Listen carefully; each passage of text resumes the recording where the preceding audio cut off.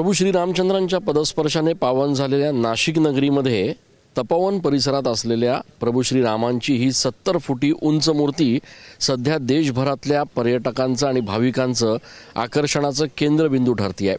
नवीन वर्षाचं स्वागत करण्यासाठी पर्यटक नाशिकला पसंती देत असल्याचं बघायला मिळत आहे। नाशिकमध्ये असलेले पर्यटन स्थळ असतील, नाशिकच्या रामकुंड तपोवन परिसरात असलेले वेगवेगळ्या देवी देवतांचे मंदिरं असतील आणि यासोबतच जवळ असलेलं त्र्यंबकेश्वर, शिर्डी या देवस्थानांमुळे भाविकांनी नवीन वर्षाची सुरुवात देवदर्शनानं करण्याचा देखील संकल्प केल्याचं बघायला मिळत आहे। आणि त्यामुळेच नाशिकमध्ये येणारे पर्यटक हे जसं रामकुंड परिसरात जात आहेत, जसे वेगवेगळ्या मंदिरात जात आहेत, तसं तपोवन परिसरात असलेल्या या प्रभू श्री रामचंद्रांच्या 70 फुटी उंच मूर्तीला देखील ते निश्चितपणे भेट देत आहेत।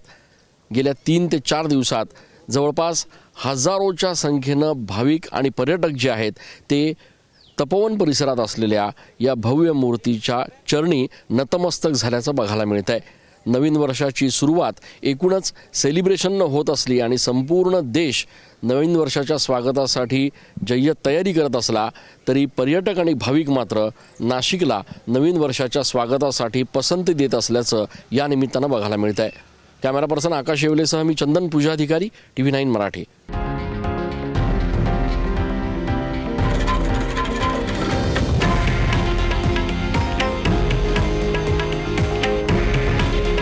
हे आहे देशातील नंबर 1 न्यूज नेटवर्क आणि आपण पाहत आहात TV9 मराठी।